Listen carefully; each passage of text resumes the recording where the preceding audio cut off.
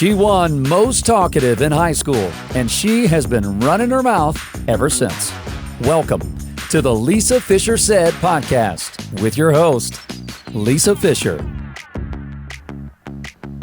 So watch how this goes, Katy Cable with the cutest name and loves all the animals, and I hear loves all the words. So tell me about you and tell me how you got involved in not just with dogs, but about health.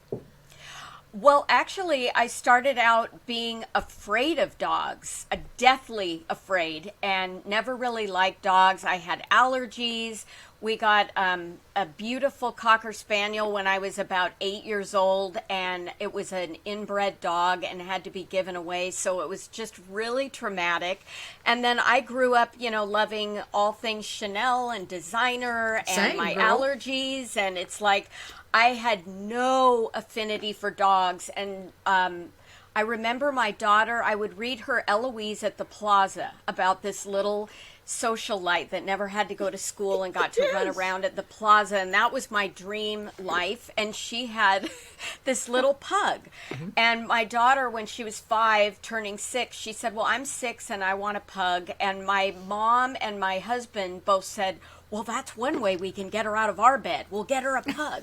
And so we went and we rescued a little pug, and I'm like got the divorce lawyer on speed dial because I'm seeing myself picking up poop and all of my nice things being chewed up, and my head just went crazy with that. And it turns out that it was the best thing. That dog turned my life right side up in so many ways. That's sweet. And so we got this darling pug, and in addition to my daughter in our bed, we had our daughter and the pug in our bed. My. But eventually they moved down to her room. But the dog had a lot of issues, and I was not a dog person, so I was calling this rescue ad nauseum for advice. And I just did everything they said, and the dog cost more than a darn vacation home with all the medications and the special food and this and that. And so the dog unfortunately passed away. His name was Raisin when he was 13. And They usually live a little longer than that, don't they? well, they do, but it was a rescue dog, Oh, okay. and again, I think he would have lived much longer if I'd have known what I know now about health and nutrition.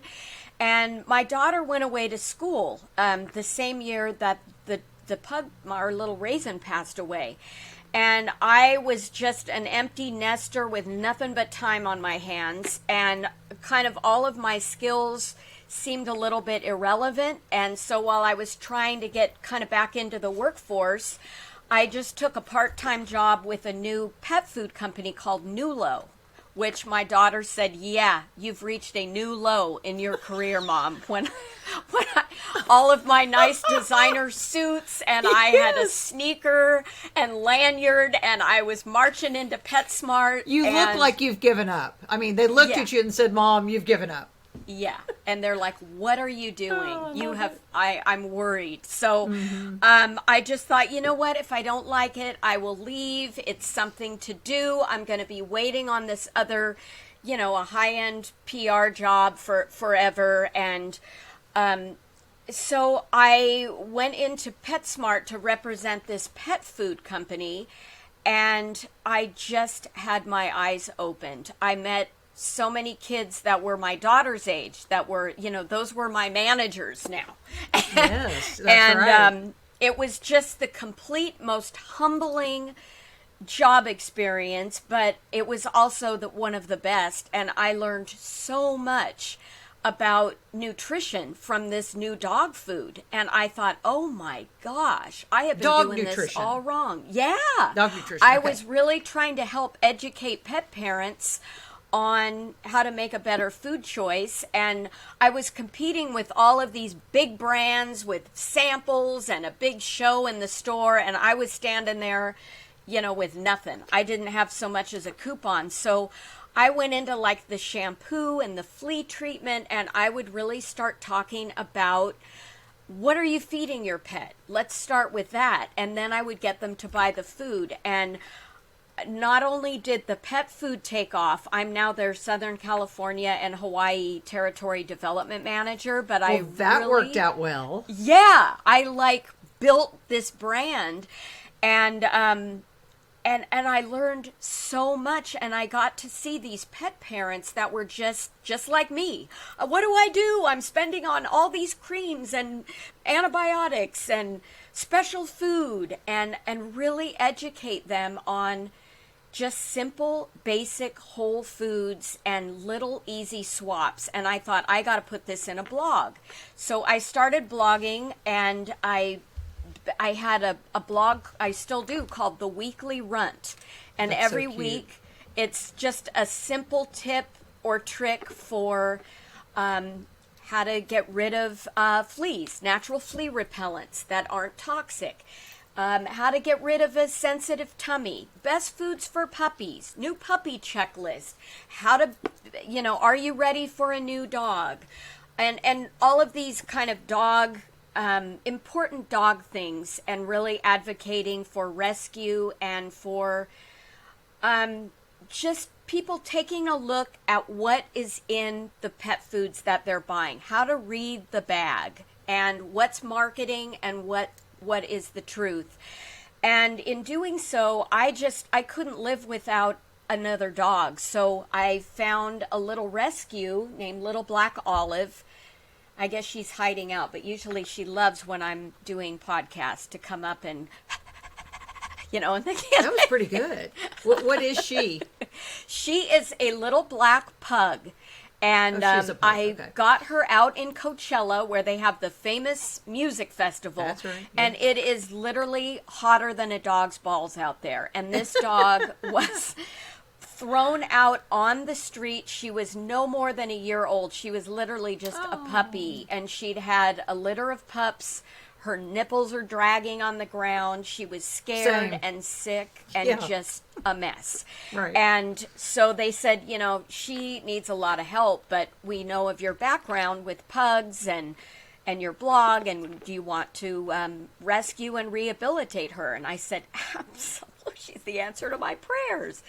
Well, she was, and the only problem with Olive is she has a very sweet face, but she is a rescue, and she has been badly abused and just had a very traumatic upbringing, and she's like a feral cat. She was really fearful. I couldn't make a move for 6 months. She was under my kitchen table and cowering and wouldn't go outside. I mean, she needed a lot of rehabilitation and still does. She's not really good at big meetups and events. She she's a more low-key dog, and was a resource guarder. She didn't understand that you're never going to want for a bowl of food or a toy or bless. your life has changed. And when other dogs approach me, she senses my fear. If it's a big dog, I live at the beach, and everybody runs around with their dogs. They don't put them on leashes, and they're like, oh, he's a big love. And it's like, yeah, well, we're not. She'll rip your face off, so stay away. She's that protective. And she's a little dog with what could be a very, very big bite. So the onus, here, Olive, come here. The onus is on me to work at her pace and keep her feeling safe and secure. And we do that, and she's come a long, long way. But you never know. She's a small dog, but you can't trust that. I don't want her to have a reaction and hurt another dog or... Yeah, another dog. Well, I was raised by lawyers, so that liability was Yeah. and we were raised with dogs. So my dad would always say, the first bite is free, because you can say, I didn't know. But then after that, I mean, my parents were very protective and raised big dogs and small dogs. So, and you never know what dog will do what. What's going to set them off? You have no idea. Right. And she can be fine, and then all of a sudden, so. That's right. I can too. That really everything about her describes me. But with you, you're the pug whisperer. I am. I really have an affinity to these little dogs, which is kind of funny because growing up, I grew up as an actress and in front of the camera, and I'll kind of venture into my new book and how those paths crossed. But for somebody that was so obsessed with my image and my look, even with working with dogs, I did end up getting offered the dream job, and I turned it down because what was the dream job? It was to do fashion PR with Neiman Marcus and help develop brands and really help increase. Is that available? Is that position still available? Because my resume, I could send it out right now. Well, I don't think it is. Dang it. But even if it was, you would really have to take a look at, do you want your boss to be 26 years old, working Right. all the time, no Right. balance? Right. I've done that. But I think the That's thing a good about point. pugs is they're loaded with wrinkles. They're kind of short and squatty, and they don't care. They think they are the shit, literally. And just their attitude and so much personality in a small body. But I think just dogs in general have given me a second leash on life, really, because of all of the second leash lessons. on life. Love it. Plus, you were also speaking truth and life into those of us over 40, over 50. I mean, Well, we're in about to hit- Hollywood, over 24. That's right. Well, that's right. The rest of America, It's a short over 40. shelf life. It is. But it's just a good reminder that even though I have a lot of energy, I don't want to be doing that and working 60 and 70 hours a week with people who are on their phones all day and who need, a support bottle of water. I hope not. I hope at this Right. point we kind of know what our goals are and what brings us satisfaction. And when I took a look at that, really the ego was the only thing pulling me back in. And it's really refreshing to have done a lot of work on that. But I do love pugs in particular, and I feel like I know the breed really, really well. I can really troubleshoot a lot because they are very sensitive. And the French bulldogs and the English bulldog, all of the squishy face, they're called bracky breeds, the brack pack breeds. So I love to share that and make sure that people understand what they're getting with this dog. These are very codependent dogs. They're one of the oldest breeds of dogs that were bred literally to sit on the lap of Chinese royalty. Those are the people that could have pugs. Wow. And they're a royalty dog, which is great for all my And a loyalty love of dog. Loyalty. And loyalty, I mean, right. honestly, my dog is she's almost snoring so loud you could pick it up on the mic. But if I were to get up, she would get up out of a deep sleep and follow me to the end of the earth. And there's just so many kind of spiritual connections with the dog because I didn't grow up like that. I grew up in a very, I'm very codependent and I have a lot of issues with that. And I grew up in the entertainment industry where you project the image your agent tells you is going to bring them money, and you're only as good as that. And so I kind of had to backpedal at the ripe old age of 50 and learn some important life lessons, which I'm happy my daughter picked up on her own and didn't follow in my Good. toxic footsteps Right. with a lot of that, because she grew up in the industry as well. And so my new book, I've got it if you're watching on YouTube, it's Katy darling. Cable's Party with Your Pup, because nobody loves a good party more than I do. But I'm sick of like bowls of brown kibble at parties, or people just giving bites of their cupcakes and all this stuff that goes through your dog like a laser beam. I mean, none of us should be eating it. You wrote this from the perspective of it's both human and canine approved. I mean, It both is. humans can eat it and dogs can eat it. Right. There's a ton of amazing Brilliant. cookbooks that I have making treats for your pup. and making dog food, and all of that is terrific. But I work with a dog food company. They have every kind of thing from supplements to full-on canned dry food stews. They have everything you could want in the dog food category. And then I was diagnosed in 2018 with Hashimoto's. I didn't know why. All of a sudden, my hair was coming out in clumps one day. I had no energy. I am like you. Go, go, go, go, go. You know, I was until I got diagnosed with Hashimoto's, and that was my biggest symptom. And so I was 40 when he patted me on the leg and just said I needed to take a B vitamin and lose 10 pounds. I was like, I don't think you understand. I said, I have no energy to do anything. I mean, there's something wrong. Oh, no, you're fine. And he was so patronizing that it took me years. It took me 4 years to get diagnosed. So how long did it take you to get diagnosed? It took me not that long because I insisted on a blood panel. And the female doctors said, you're just getting, see, I was 50 and they said, oh, it's you're getting older and your baseline from dancing and gymnastics and all of that, it's just higher now. And I thought, you know, my mom's 90 and she has literally more energy than I do. I sleep 12 hours a night.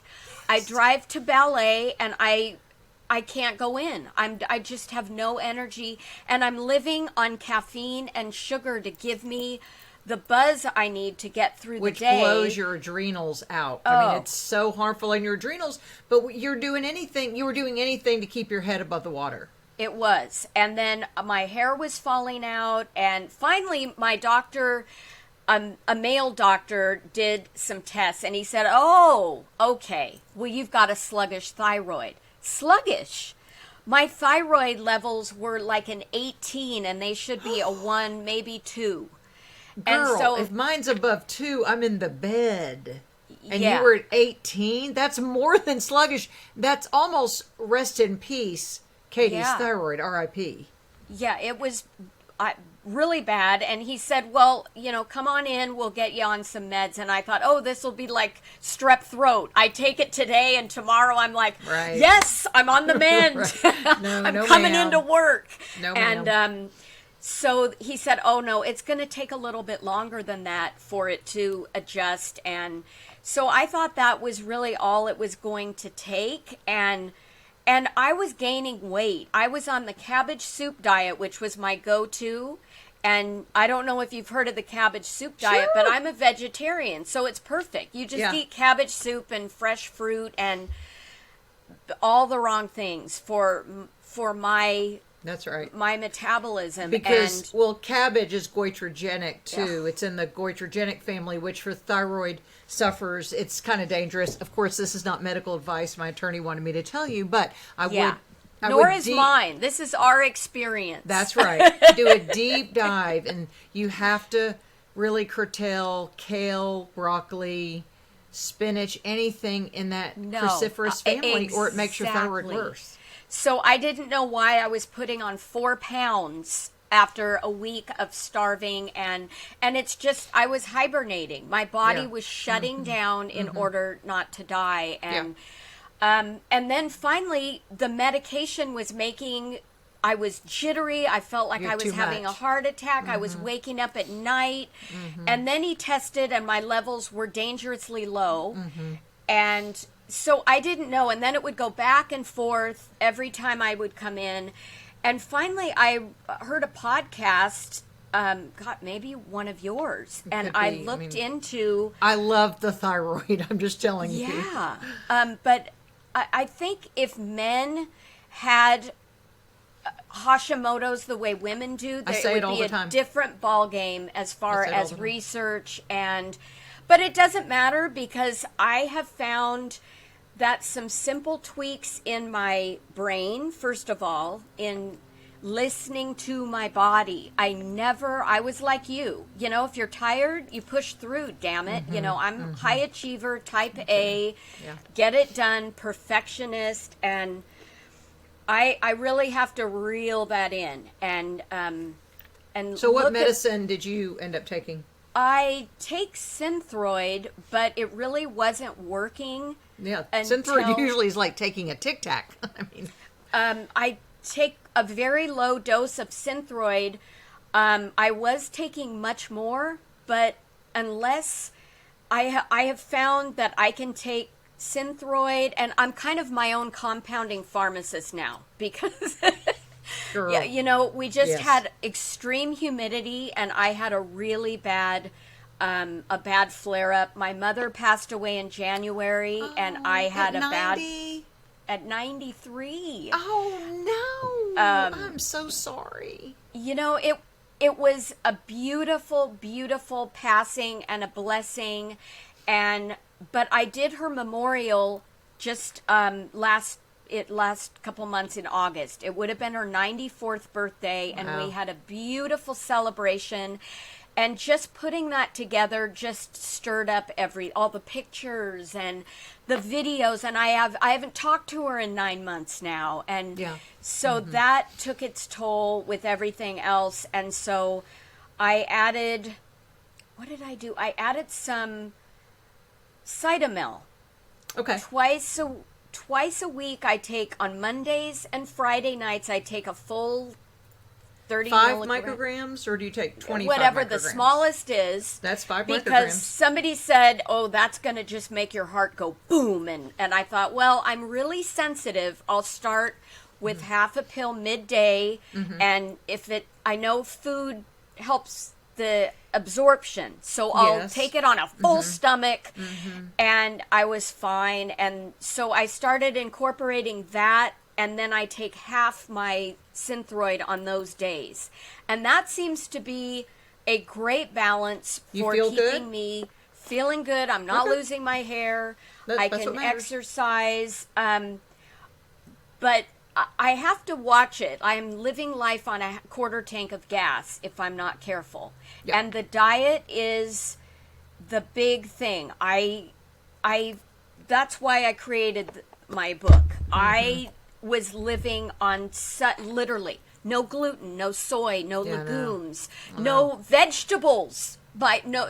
they're cruciferous. Yeah. Those are, what's the other word for them? Goitrous. Yeah, Yeah, it's like, oh goitrogenic, my yeah. God.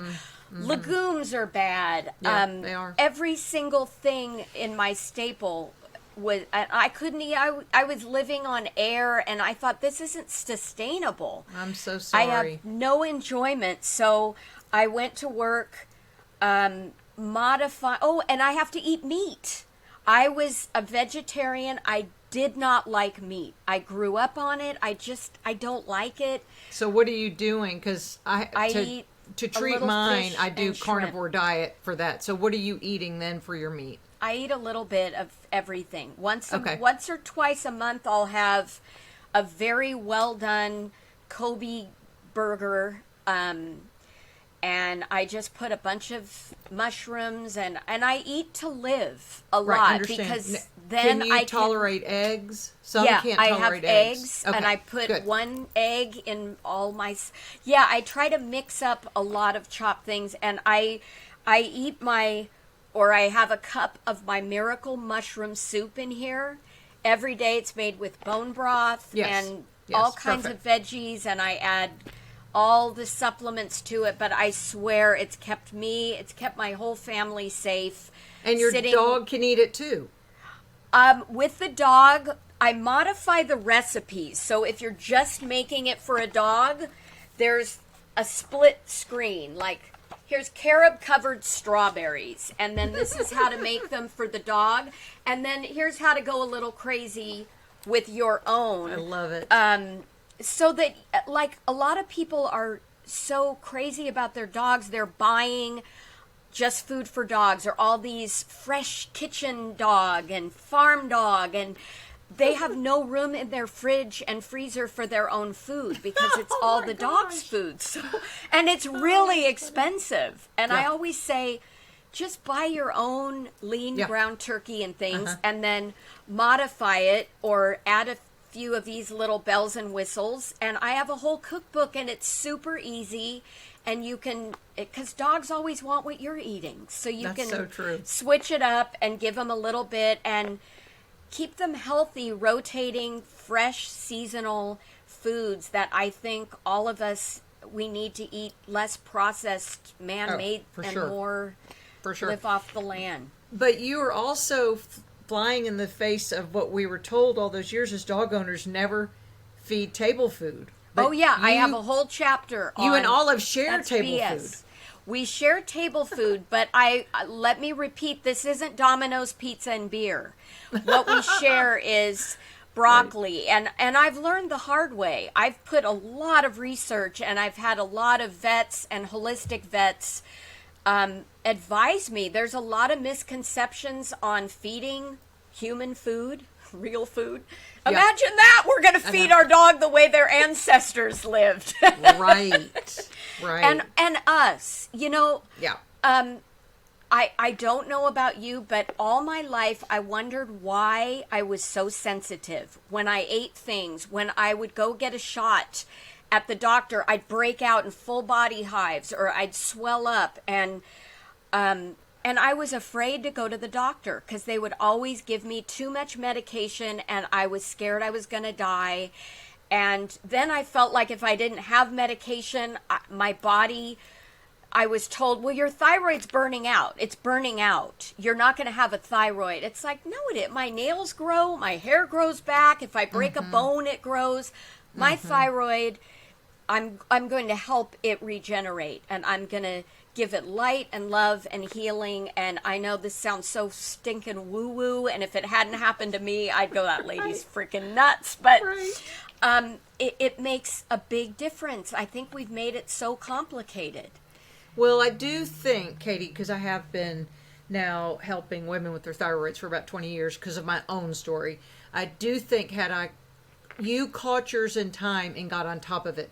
I caught mine in 2003, so 19 years ago, 18, I can't do math, 18, 19. I mean, it's almost, by the time this airs, it'll be 2023.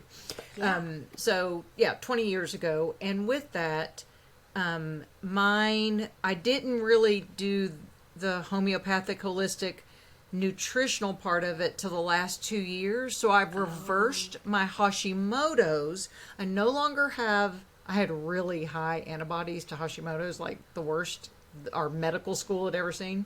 Really? But because of stress, I was getting up at 3:45 in the morning. I was on the radio. Then I would do TV. I mean, that constant stress, that constant cortisol really damages your parts, including your thyroid. So, and now I get a lot of vitamin D sunlight, which has lowered my antibodies are really, my thyroid is, my Hashimoto's is undetectable, but because all those years it turned around and attacked itself, it did kill my gland. Okay. So I do have to take the medicine the rest of my life because my gland, I burned it out. But what you did was you caught it on the front end. At the time it was fizzling out, you were able to pump some new life into it with diet. Right, or stop the progression of That's it. right. So and that I didn't the meds are enough. And I didn't know to do that. I didn't know how to do it. I do now. So I really admire you. And anyone listening, if you suspect any of these symptoms, please ask your provider for a complete thyroid panel. I know I say this a lot, including antibodies, and that includes reverse T3, T4, TSH antibodies. Yes. Yeah, because my thyroid levels are normal, but my Hashimoto's with all the stress is very high. Right. I like it in remission, but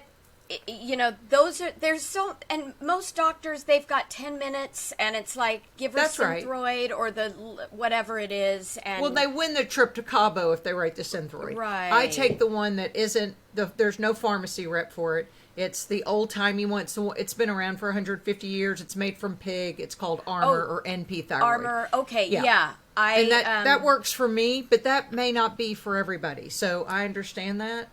It changed my life. It gave me my life back. Yeah, because mine was just a T4, I guess. And that's why I take the Cytomel, but now I find out, they've been giving me generic, and that's why... And that bothers people too. Yeah. Well, I can see a difference. So, it's very, very small, but I really want to encourage people that I felt so, I don't know about you, but just like I was so powerless over my own body and what was happening, and I felt like doctors had all the control and they didn't understand. And then I got a really good functional doctor, and that's what you need. And that's what I think everybody needs, because if you have a healthy mind, you're going to have a healthier body. And if you have a healthy body, you need a healthy body to have a healthy mind. I mean, the two are so related, and you do. I had to do a lot of deep dives into codependent issues. I was adopted as an infant, and great parents, but I had that need to validate my existence and be worthy, and growing up in entertaining, where I was only good if somebody hired me, or just a lot of things that I had to fill with my own love. And that's why I love dogs, because they're such special little creatures. They love you whether you look good, you're 50, you're 20, you're designer, you're on the street. It's amazing, and they don't live long enough. No. And we're killing them with horrible junk that people think. Like with our nutrition and what we're doing with our kids now. It's the same thing. I want to know, everybody who's listening, how many of you thought that we could weave healthy dogs into healthy thyroids into one podcast? Yeah. Because we just did it. We did it. It's a first. Of Katy Cable. I've got all your information in the show notes. Your book is adorable. I love the weekly runt. That's her blog. But all that's going to be in the show notes. Katy, my best to you and Olive. I wish Olive would let us look at her real quick. Here, Olive, come here. Oh, she will. See if she'll get up. We're going to sign off with hugs and kisses to you, Lisa. Hugs and kisses. Oh, well, here. Let me see her. Oh, well, she's just beautiful. Isn't she cute? She's just getting up from a nap. They can be kind hugs and kisses. Cantankerous. They can be moody. So I'm glad she's in a good mood. Oh, I love her. Hugs Thank you kisses. so much, Lisa, and best to you and your Thank you. Your health too. And I love your you. podcast. Bye. Thank you. Bye. Okay, we've got the traveling man with us, is from what I understand now, Jay Feldman. This is exciting. By the time this drops, you might be on another part of the planet.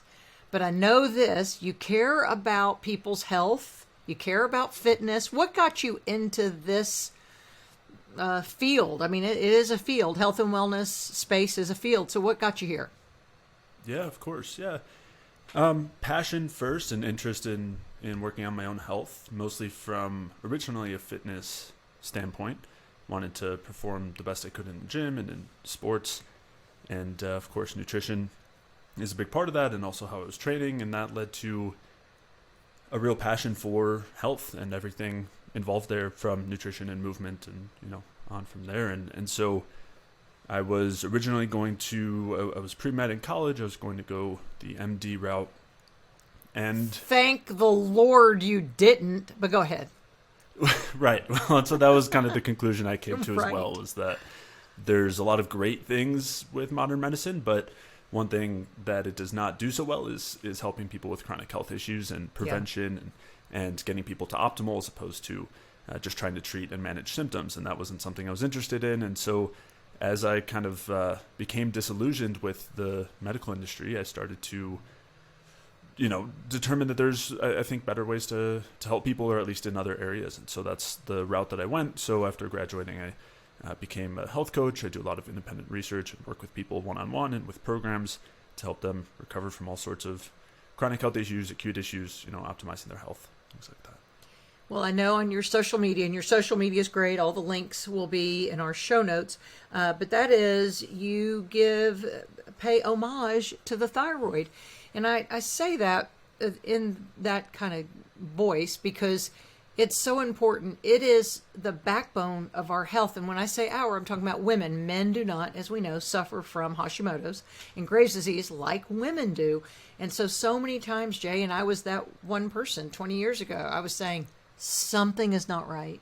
And I couldn't get anyone to listen to me further than they gave me Wellbutrin. They gave me an antidepressant. And I remember frustration, tears, like going back saying, and my husband said, you're not depressed, but you're the most tired human I've ever been around. And I think it even made me more constipated, like the side effect of that medicine. And I even remember asking the psychiatrist, could I have thyroid disease? And he said, I mean, he's an MD, but he goes, well, I don't know.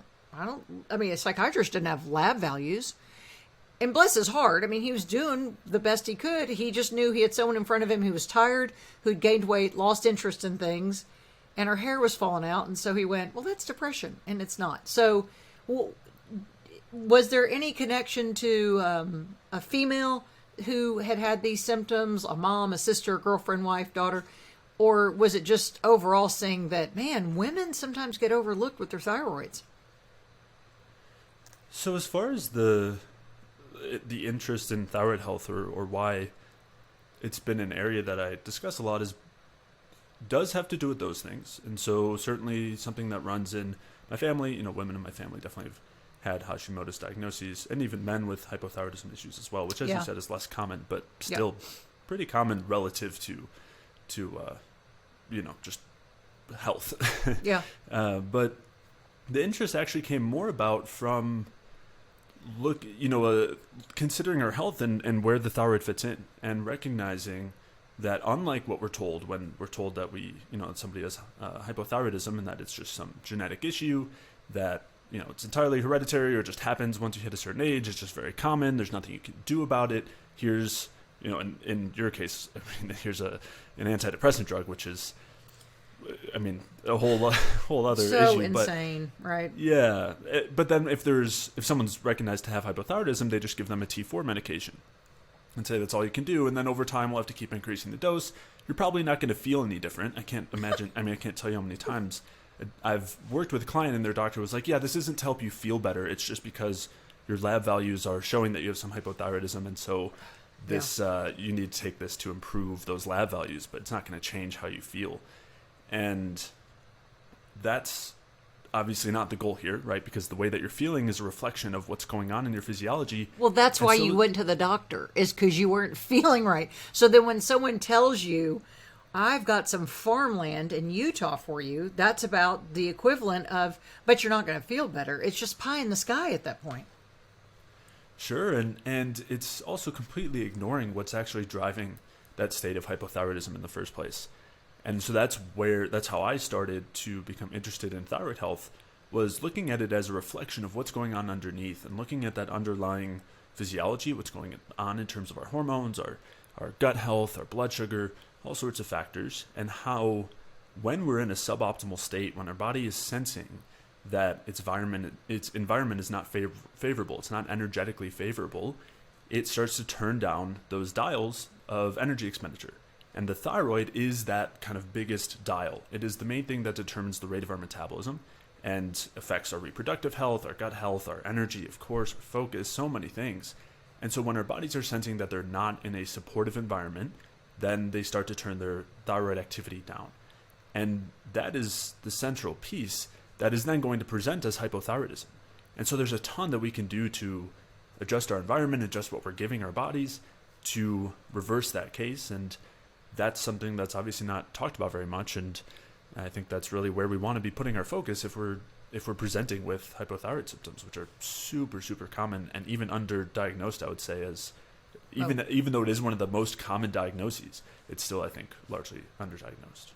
It's because it's healthcare providers who rely too much on a TSH value when there's so many other components. I will say it took me 4 years to get diagnosed, but finally I did have someone who palpated my thyroid, and it was impressive, which I said, thank you. I thought that was like a compliment. Like, cute shoes are impressive. You've, enlarged goiter is what it is. Thank you.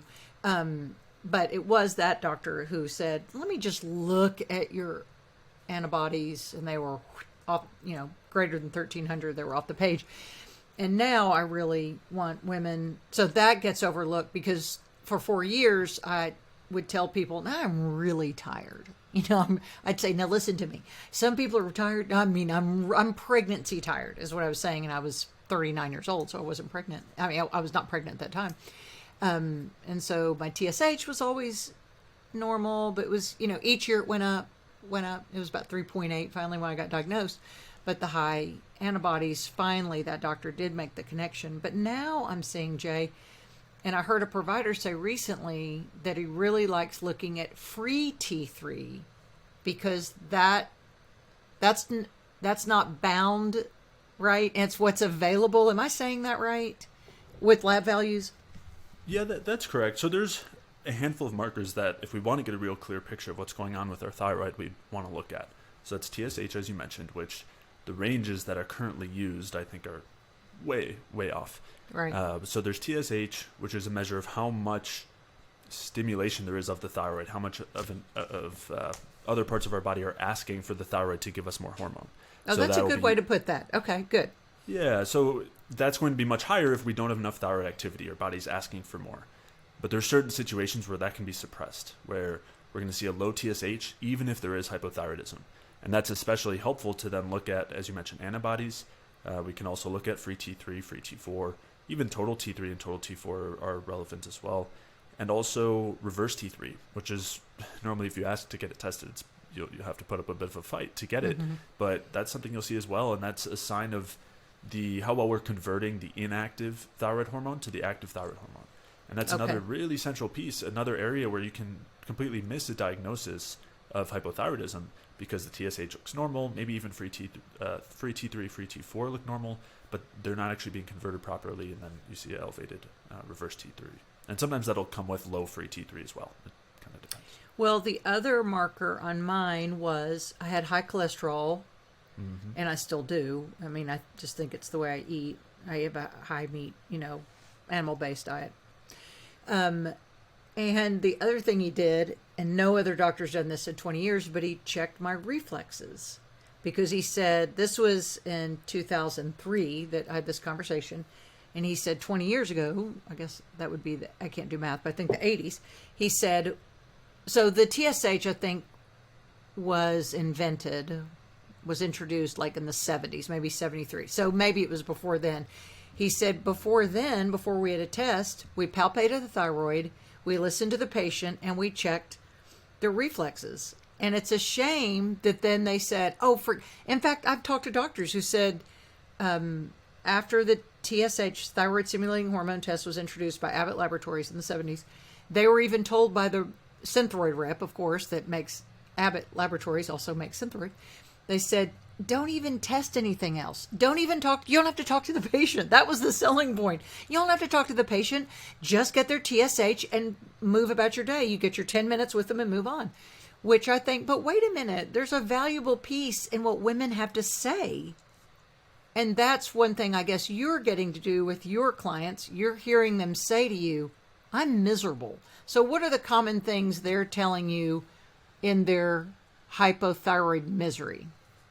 Well, so that's a great point. So we'll get to those symptoms, but in terms of the T4 and looking at TSH, I think there's a reason for that too. And that's that using T4 is very good at suppressing TSH, but not very good at actually translating to better thyroid activity, better thyroid function, and reversal of symptoms. So when you have an industry, a company suggesting that here's our medication to solve this problem, and the problem is just an elevated TSH value, there's intentionality behind that, and I think that's a huge concern.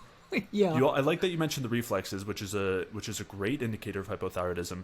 There's two others that I would mention. So one that you mentioned was high cholesterol, which that connection between high cholesterol and low thyroid activity has been known since right around 1900. So I think it was like 1906 or something. Well, there you go. Wow. And that was one of the first markers they were using to identify hypothyroidism, and they were looking for cholesterol to come down when the hypothyroidism was treated. There's two other markers that have also been used. So one is looking at the total metabolic rate, so looking at how much food someone can eat and maintain their weight. And this is super common for hypothyroidism, if you're one of those people who is only getting by on 1,200, 1,400 calories a day, which is way under where your quote metabolic rate should be, that's a sign of hypothyroidism, that you're not actually your metabolic dials have been turned down, that thyroid activity has been turned down. So that's another clear sign. And then one more is body temperature. And so body temperature and pulse rate as well. And so if you look at your body temperature both when waking and later in the day, that can be a really good indicator of where your metabolic rate is at and where your thyroid activity is at. So in hypothyroidism, it's very common to see very low body temperatures. It's very rare to see someone who has hypothyroidism get to that 98.6 later in the day, and ideally around waking, looking for at least 97.8, ideally 98.0. And I see a lot of 95s, 96s in those states, and that's another common one, and that translates to feeling cold. So cold hands and feet, or just feeling cold in general, intolerance to cold weather. Those are clear signs of hypothyroidism. I will say, just a little caveat, there's some circumstances where you can see normal body temperature and still have hypothyroidism if there's a lot of adrenaline, a lot of stress, but that's, again, more rare, but it can happen. But that then translates to a lot of what we see in terms of your question as far as what somebody's experiencing. So low body temperature is very common. Low energy, right? The fatigue, the falling asleep throughout the day, or just always needing a nap. Especially when driving, that's a scary one. It's awful, I've heard. Very. Yeah. And, not having the energy to then be able to focus on work or to do physical activity, not being able to recover well from physical activity, the brain fog. And then also digestion is a huge component when it comes to hypothyroidism. It slows our motility down. So constipation is very common. That can then lead to bacterial overgrowth. That can lead to bloating and a lot of other gut irritation. So those are common symptoms as well of hypothyroidism. Sometimes insomnia, or not being able to sleep through the night, is another common one. Waking up throughout the night, not being able to get good deep sleep. There's a handful of others. I would say dry skin, or like issues in terms of skin, hair, and nails, hair thinning, brittle nails, or nails that aren't growing very quickly, very slow growing. Those are all signs of our metabolic rate being slowed as a result of hypothyroidism. And another one is puffiness and water retention. And so my doctor told me the other problem a lot of women have is nocturnal polyuria, waking up in the middle of the night to empty their bladder. And he said it's because the thyroid, as the gas pedal of the body, controls your antidiuretic hormone that your kidneys produce. And he said, so there's not a good communication. So you have an urgency, because that antidiuretic is how you sleep through the night. You don't pee in your bed, right? But a lot of times hypothyroid, I say women, maybe men too, but hypothyroid patients will wake up several times, or at least a couple times. And you may wake up once, and that's normal, but more than once, then you just have to look at hormone activity that just so many times, Jay, doctors just pat us on the leg. I mean, I remember that doctor saying, take Wellbutrin, which has kind of a stimulant in it. There's something in it that my low energy was my symptom. And even though I'm still delightful and charming and use my hands when I talk, like I'm still energetic when I talk, but I was really tired. And then the other things, it just finally adds up. So when we reverse, because I really feel like I've reversed my autoimmune condition, my antibodies, they were 2,400 even at one time, but now they're like 38. I have a good vitamin D. I'm trying to get it up to 60. I work real hard on my health. Do you think now then, if I check my body temperature, will I bring it up then? Can I cure that? Because that was always a problem. It was always like 95.6 for years, but I haven't checked it in a while. Is that something I should check? I would say so, yeah. I mean, okay. As you said, there's certainly an autoimmune component, and it's great to see that side of things improve. But yeah, there's also this situation of a response to the energy availability in our environment. What kind of signals are we giving our bodies? And that will affect thyroid activity as well. And yeah, I would want to look at labs and everything, but body temperature and energy, all of those symptoms would be good indicators. And another symptom you probably see in the fitness world is post-exercise fatigue. When I was not feeling well, working out did not energize me. It really kind of exhausted me. And now that my thyroid functions, I can do a workout and I'm fine. I can go about my day. Perfect. Yeah, that's what we'd be looking for, getting back to that sort of state, because it's very common, and a lot of people, a lot of women will push through it, and there's You can do it with willpower, of course, but that's No, not I went to the bakery and got a muffin or something like that. I wasn't going to put too much effort into it. Now, let's talk about gut health then. I wonder then, my gut health was probably a wreck because I think I drank diet sodas and I probably ate cereal for breakfast. I ate crap and stuff, just not knowing, because I believed that the grocery stores were there to benefit us. Now I know I have a different philosophy. But what are some things with gut health then you see people, what can they do to correct it to help right their thyroid? Yeah, so we have a two-way street there where on one hand we want to make sure we're giving our gut the right inputs to help our thyroid activity. On the other hand, if our thyroid activity is already low, that might make it a little bit difficult because that is going to affect how well we can digest our food, how quickly that food is moving through our intestines. So if we have low thyroid activity and our stomach acid's lower, we're not producing, which means that we won't produce the digestive capacity for breaking down protein. If our bile production is low, it's going to lead to an inability or reduction in our ability to digest fats. If our, the other piece there is that thyroid is really important for keeping our motility strong. So that's the peristalsis, the muscle contraction of our intestines that helps the food move through. And as I was saying before, if that's slow, it'll cause constipation, among other things. And so if our thyroid activity is low, we're already putting our gut into a compromised situation. And this is part of the reason why there's a very strong correlation between hypothyroidism and SIBO, which is a bacterial overgrowth in the small intestine. So this is a long way of saying that if we're already dealing with hypothyroidism, we might have to be particularly careful about the types of foods we're giving our gut until we get to a place where our gut can really heal and we've gotten our thyroid activity in a better place. And then we can maybe branch out a little bit more as far as the inputs that we're giving us, in terms of our gut. And so I would say that for one, we want to maximize easily digestible foods. And a lot of those foods might be rather counterintuitive to what we're told, but we want to be very careful about the hard to digest foods that are going to require a lot of digestive capacity and can contribute to the bloating, gas, constipation, all of those things. And so this would include the whole grains, the nuts and seeds, the raw vegetables. We're told that these are some of the healthiest foods, but in reality, they're very, very hard to digest.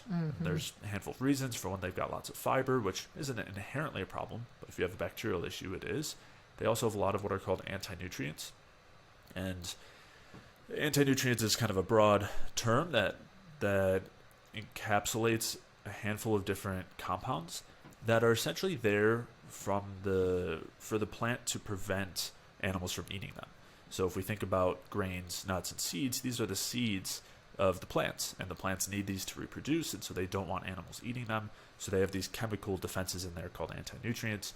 One of the ones that's most commonly known about or talked about is gluten. Gluten is an anti-nutrient. And there's a ton of others, lectins and oxalic acid and things like that, oxalates. And so saponins, there's a ton. But what these anti-nutrients do, both in the nuts, seeds, grains, legumes, but also in raw vegetables, is they slow our digestion down so they can inhibit our ability to digest starches, our ability to digest proteins. They can create an inflammatory state in our intestines. They can also trigger some autoimmune reactions. And so with that in mind, reducing the amount of these foods that we're having can go a really long way to improving our gut health, especially when it's compromised. So especially when we're already dealing with a compromised gut due to a hypothyroid state, reducing those sorts of harder to digest foods can really make a difference, and then replacing them with some of the, I would say, easier to digest foods. Of all the lab testing in the world we do, is there any type of blood serum or saliva or dried urine test that can tell us if we have gut permeability or dysbiosis, or if on the flip side it's healed from that? There are lots of proxy markers we can use, right? We can look at the general inflammatory state, like C-reactive protein and stuff like that. Oh, okay. Yeah, but I don't know of any that, at least as far as like current typical testing that we can use. There are some where you can test the downstream products of what's called lipopolysaccharide, which is a bacterial toxin. It's also called endotoxin. There are some markers we can use again of leaky gut or intestinal permeability, which is caused by those anti-nutrients, among other things. But typically, it's just not at a point now with testing where it's really available. Well, that I know of. but it doesn't hurt anyone to treat as if they had leaky gut, right? It a prophylactic approach, or just I'm just going to do this just because it wouldn't harm you to cut some of those things out. Right. No, of course. And the I guess the kind of counter argument is where you're going to get your fiber and nutrients, and we're leaving lots of foods on the table to get those things, right? If we are eating cooked vegetables, if we're eating ripe fruits, if we're eating dairy and animal-based protein sources, right? Meat and seafood and everything. I mean, those are all super, super nutrient dense.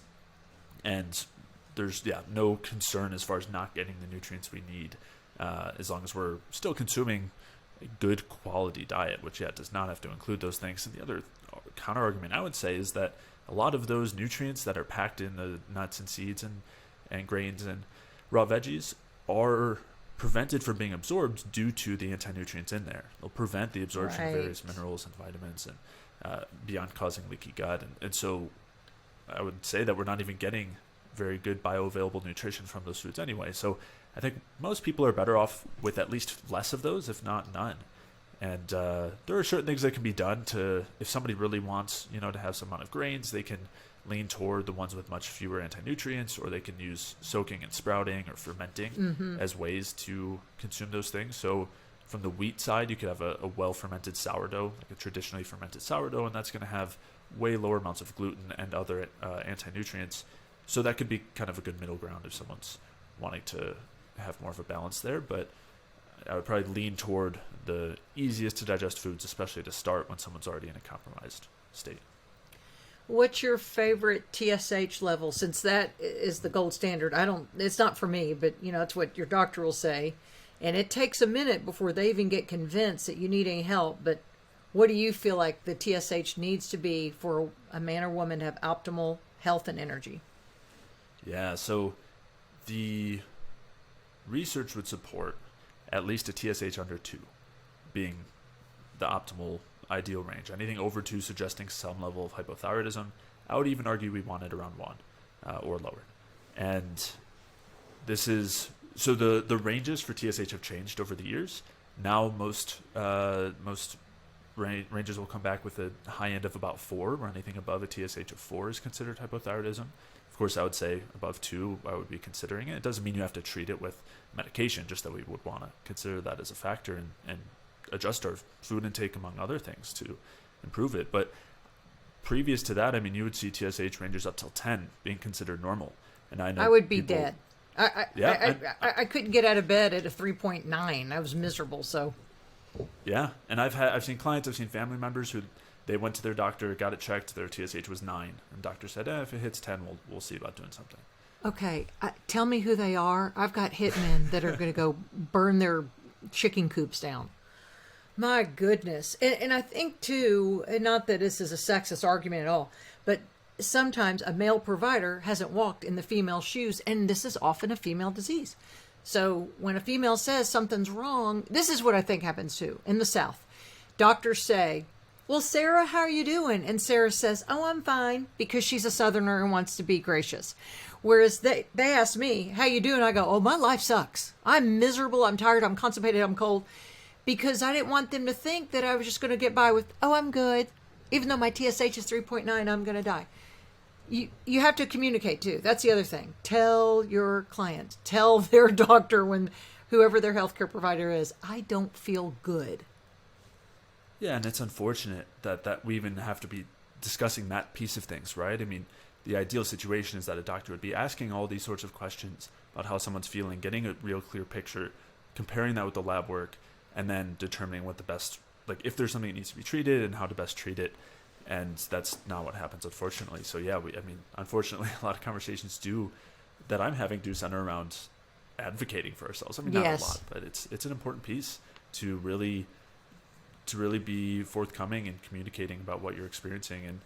And again, as we were kind of talking about earlier, the most unfortunate part maybe, or another piece, is that even if you communicate those things, the vast majority of people are then just put on a T4 medication and said, and then told, oh, we'll check your TSH and then we'll keep working up on that T4 medication for the rest of your life and you'll never really feel different, but your TSH will look better. My friend calls that like taking a Tic Tac. Taking just Synthroid is like taking a Tic Tac. You don't even get the minty breath. You just are taking something, and your doctor wins the trip to Cabo. That's how I've oversimplified it, but that's how I feel. Jay Feldman, you're fantastic.